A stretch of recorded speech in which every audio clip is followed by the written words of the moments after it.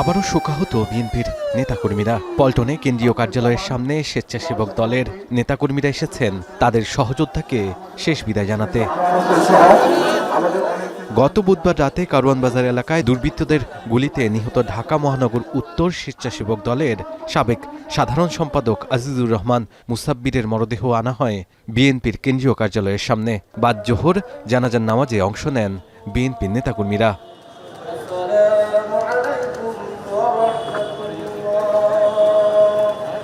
এ সময় বিএনপির নেতারা বলেন, মুসাব্বিরের হত্যাকারীদের দ্রুত গ্রেফতার ও বিচারের আওতায় আনতে হবে, না পারলে প্রমাণ হবে অন্তর্বর্তী সরকারের সদিচ্ছার অভাব রয়েছে।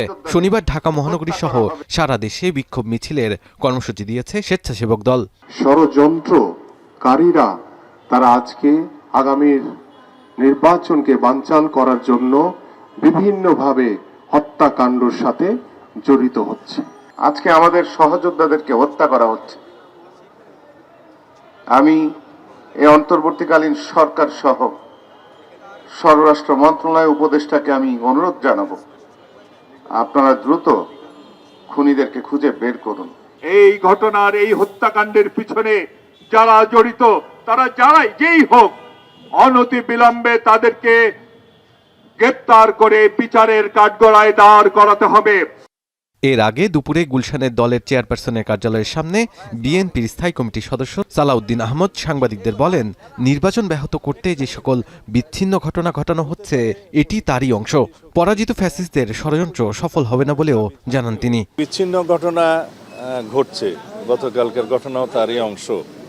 এটা হতে পারে পতিত ফ্যাসিবাদী শক্তির কিছু কিছু ষড়যন্ত্র এখনো তারা চালু রেখেছে, যাতে নির্বাচনকে বাধাগ্রস্ত করতে পারে, কণ্ঠকাকীর্ণ করতে পারে, গণতন্ত্রের উত্তরণের পথটাকে সহজতর না করতে পারে, কিন্তু তাদের সেই প্রচেষ্টা কখনো সফল হবে না।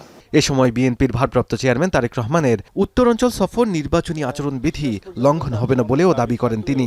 জনাব তারেক রহমান যদি শহীদদের, গণঅভ্যুত্থানের শহীদদের কবর জিয়ারত করেন। শাহাদাত অভ্র, এখন, ঢাকা। পর্যন্ত তাদের অনেক দাবি থাকলেও